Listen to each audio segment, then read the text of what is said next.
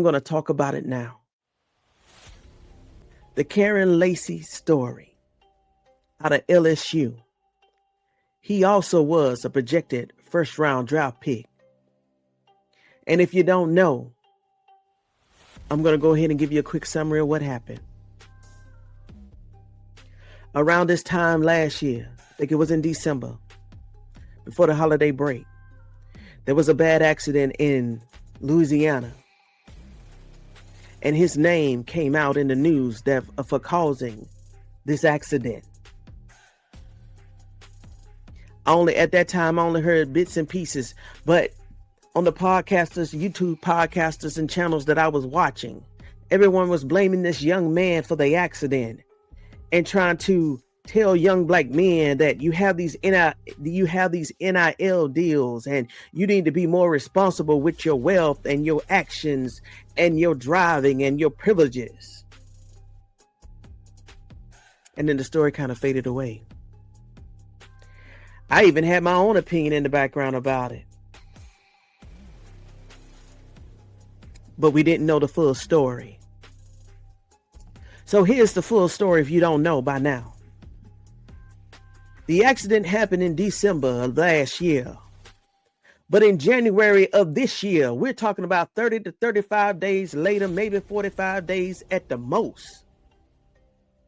The DA who was over the case had threw the case out and said that was not involved nor caused the accident, and that the case was going to be thrown out.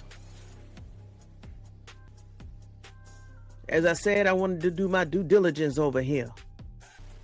So the accident happened in December 17, 2024, where they put the blame of this fatal accident on this young wide receiver from LSU. But it came out maybe a month ago that the DA and the state knew that he was not involved. Hold on, let me read this article real quick. So one article states that Lacy's attorney says video proves that late LSU star didn't cause the fatal accident. Mind you, they held on to this information from January of this year up until October of this year. Here's the backstory. Lacy, who was from Thibodaux, Louisiana, was accused of driving reckless in December, speeding and passing cars in a no passing zone when a motorist who was reportedly swerving to avoid Lacy's Dodge Charger crashed head on into another vehicle. The passenger in one of those vehicles, a 78-year-old man, transitioned from that crash. The state police said Lacy fled the scene of the accident without calling for help. Lacy, who was 24 at this time, shedeursanders is 23. Lacy, 24 at that time, was booked with negligence, you know that word, felony hit and run, and reckless operation of a vehicle. Let's keep going. Then months later, on April the 12th, Lacy himself, transitioned in an apparent, you know that word, in his car while being pursued by authorities in Houston. His transition came 2 days before he was scheduled to go to the grand jury. Why am I bringing this up?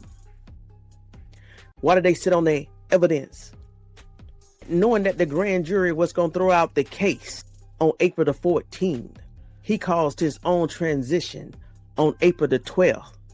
But we, the public, didn't know none of this until October 2025. I guess the lawyer's conscience was eating him up.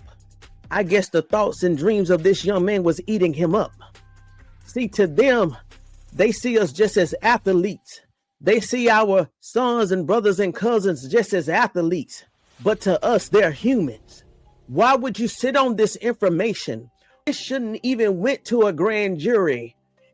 40 days after the accident on December the 17th, this case should have been made public that it was going to be thrown out of the court system. Why even wait till April of 2025 to even make this known in a grand jury proceeding that the case was thrown out. Now I'm setting the picture for you because I'm finna bring you the grand finale. Now, can you imagine what this young man had been feeling ever since December 17, 2024 until April the 12th of 2025, when he caused his own transition? Do you know day and night that he was struggling with his thoughts, with his mindset, with his careers, with his dreams of being erased? He didn't cause that accident. And the state patrol even lied and said that he fled the scene. If you watch the recording yourself, Lacy was almost a football field away from the accident. He didn't even cause the accident. There was 3 to 4 cars in front of him. He was behind that 3rd or 4th car. The accident had already happened a football field length ahead of him. But what you do see in the video that just came out, that green Charger going around the accident slowly as everybody had stopped. Like I said, he was 2 to 3, 4 cars behind. And you see that green Charger come into view and goes around into the parking lot. Like all of us would have done if we come upon an accident. We're getting out the way for emergency vehicles to come and to assist. His dark Charger comes into view, goes around slowly into a parking lot, and goes out of view. The witness statements on body cam has said that the green Charger had nothing to do with the accident. The body cam footage of the state patrols that came to the witness for them to write their statements had said that the green Charger had nothing to do with the accident. Why wasn't this information released in January? But let's go back to Lacy. Can you imagine what he was dealing with? What he was wrestling with on a daily basis? Probably since the time he was able to walk and hold a football. This is all that he knew. And he knew that he was finna come to that stage of being drafted by the NFL and all his dreams and aspirations would come true. And just to get hit with a bulldozer, not even 120 days before the draft, or less than that for the Columbine, when his name is being drugged in the media and he's been lied on and he's been falsified against, and the narratives are flying left and right. A 24-year-old just being pushed in the back of a corner with no outlets. He was saying to his family, close and friends, that he didn't know what was going on. Can you imagine the trauma that he was going through? The pressure that all of these athletes that are currently living and the ones that have passed along talked about, the pressure, the mental pressure of what was going on. Even the ones that made it to the NFL field talked about the pressure they was dealing with behind the scenes that we as the fans didn't know nothing about. But let me focus back on Lacy. Can you imagine from December the 17th, almost 5 months later, when he caused his own transition? He know he didn't do nothing wrong. He know he didn't cause no accident. He know that he was losing millions just by the accusations and the false narratives. And what makes this story even harder to swallow is that when 48 hours after he caused his own demise, he was going to walk into a courtroom and be found not guilty. Or the judge was going to say this case is being thrown out. Why his lawyer? And I'm putting it on this lawyer. Why his lawyer didn't call him 4 months ahead of that time and say, I just want to tell you some good news. The case is being thrown out. You are free. There's nothing against you. All the charges are thrown out. Why his lawyers didn't do that? Did his lawyers even know? Let's just give his lawyer the benefit of the doubt. But I know that lawyer has been following, getting updates from the court system. Now, it came out in January The judge had already threw this out. Or someone in the legal system had already said he had nothing to do with it. Hold on. Let me go ahead. Let me go ahead and get my notes real quick. Hold on. Because I want to present this right. Prior to the December crash, Lacy was on track to be selected during the 2025 NFL draft. He projected to go round 1, just like Shedeur. I'm finna bring this home because the family of KYREN Lacy, they need justice. Of course, we wish that KYREN Lacy was still here. But just knowing that that young man, he transitioned in agony, mental agony. And he didn't see an outlet. He didn't see an outlet. Here's another article that came out October the 10th, 2025. Inconsistencies found in the police report on LSU player named KYREN Lacy. All right, and here's the information I was looking for. KYREN Lacy attorney issued new statement in support of DA. His lawyer states that the claims were misleading and offensive. Said that the DA did not simply accept the charges presented by the state police. Instead, she took a step that many would not have. She conducted her own independent investigation. This wasn't mandatory. It was an extra effort she made to ensure fairness and neutrality in the process. Now, I don't know who that DA was. Her name has not been released at this time, but I will continue to do some more digging, and I'll make a separate video just on her alone. But whoever she is, thank you, ma'am, for being that footstool in the American justice system that will do your own interpretations and conduct your own thorough investigations just to make sure that these type of accusations and false narratives are not used to send our young men to prison or young daughters to prison. So whoever you are, ma'am, thank you so much for doing a job well done and conducting your own thorough investigation, your due diligence, and your due care. And to the mother of KYREN Lacy, as a mother myself, I can only imagine what you went through. I can only imagine what you're still going through and your own mental health at this time, especially with the holidays coming up. I send my deepest and my most strongest condolences to you and your family. This should have never happened. You should not have to have witnessed this and experienced this in your life, nor your son or your family. I wish I could just say more words, but I'm getting triggered myself. But from mother to mother, you have my condolences. Your son was young and he didn't deserve this. But just know his case will never be forgotten. And every viewer that come across this video and get this far, never let his case be forgotten. And just like Sarah Bland, let's not forget this young man and how he was done by the American justice system.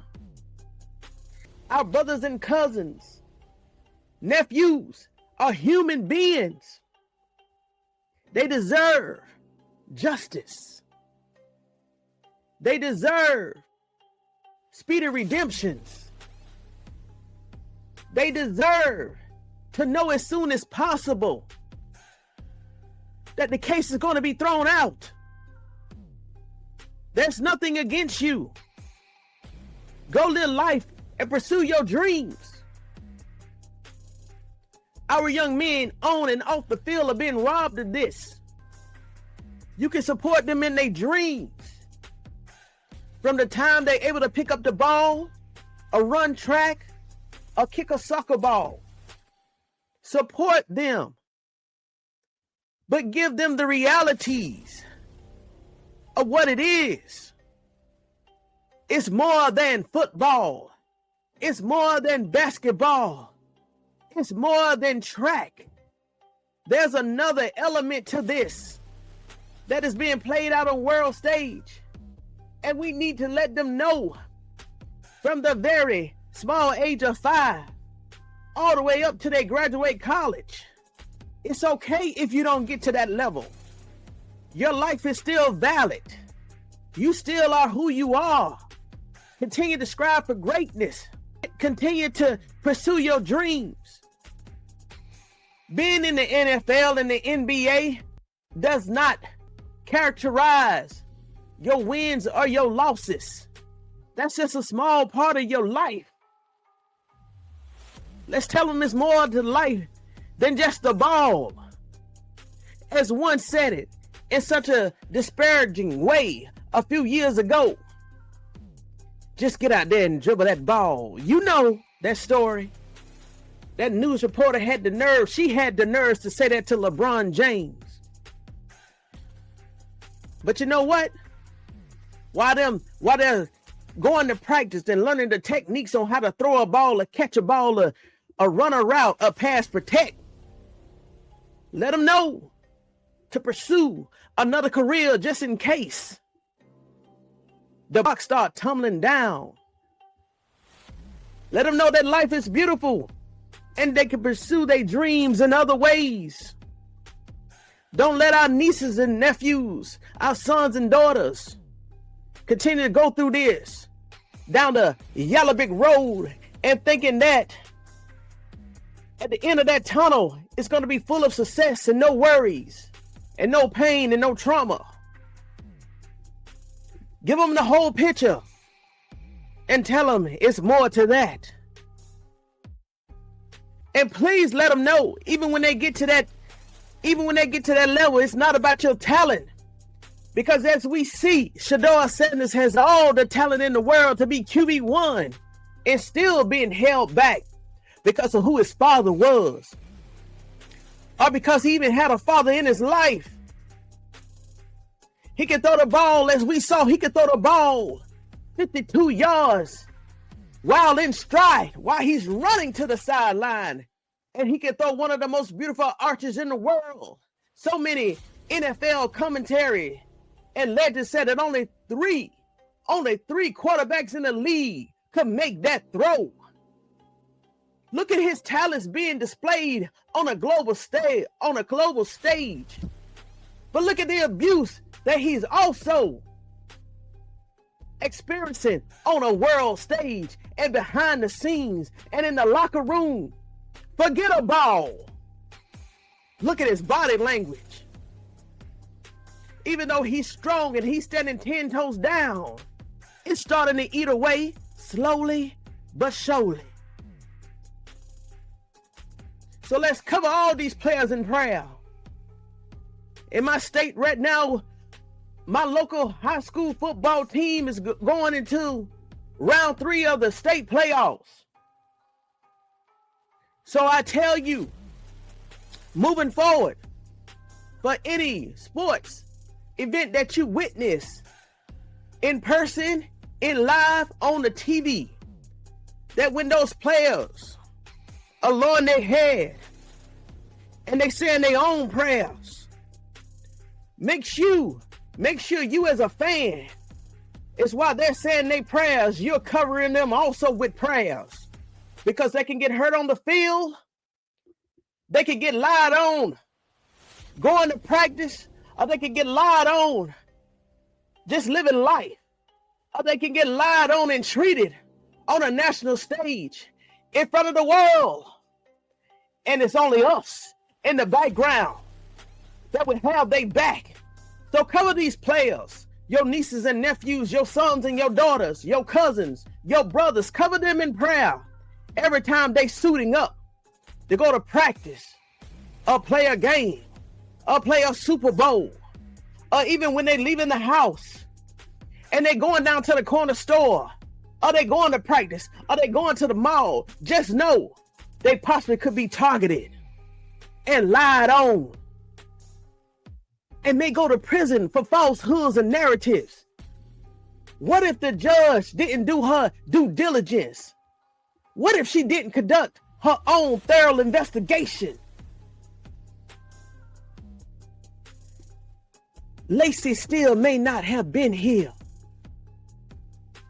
but it would have came out that he still was going to be charged in that grand jury if he was still here. So Lacy and Marshawn Nealon, may you rest in peace.